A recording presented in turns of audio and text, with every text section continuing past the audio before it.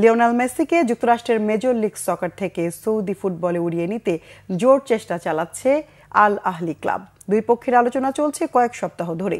সোমবার এমন খবরই দিয়েছে ফরাসি সংবাদ মাধ্যম লেকিপ। মেসিকে নিয়ে গুঞ্জন চলছে বেশ আগে থেকেই। ইএসপিএন জানিয়েছিল, চলতি বছরের ডিসেম্বরের পর যখন ইন্টার মায়ামির সঙ্গে মেসির চুক্তি শেষ হবে, তখন আর্জেন্টাইন ফুটবল মহাতারকা সম্ভবত ইউরোপের কোনো লিগে ফিরতে পারেন। সেটা হতে পারে স্পেনেই, তার পুরনো ক্লাব বার্সেলোনায়। যুক্তি ছিল 2026 বিশ্বকাপ খেলার আগে ইউরোপের কোনো ক্লাবে নিজেকে সানিয়ে নিতে চান মেসি। বিবিসি জানিয়েছিল, মায়ামির সঙ্গেই চুক্তি নবায়ন করতে চান আর্জেন্টিনার 2022 বিশ্বকাপ জয়ী অধিনায়ক। দুই পক্ষের আলোচনাও ভালোভাবে এগোচ্ছে। এবার ফরাসি সংবাদ মাধ্যম লেকিপ জানিয়েছে, সৌদি ক্লাব আল আহলি মেসির সঙ্গে চুক্তি করতে যা যা করার দরকার সবই করবে। মধ্যপ্রাচ্যের দেশটি থেকে আগেও একবার মেসিকে নিয়ে যাওয়ার চেষ্টা চালানো হয়েছিল। 2023 সালে মেসি পিএসজি ছাড়ার পর আল হিলাল তাকে প্রস্তাব দিয়েছিল।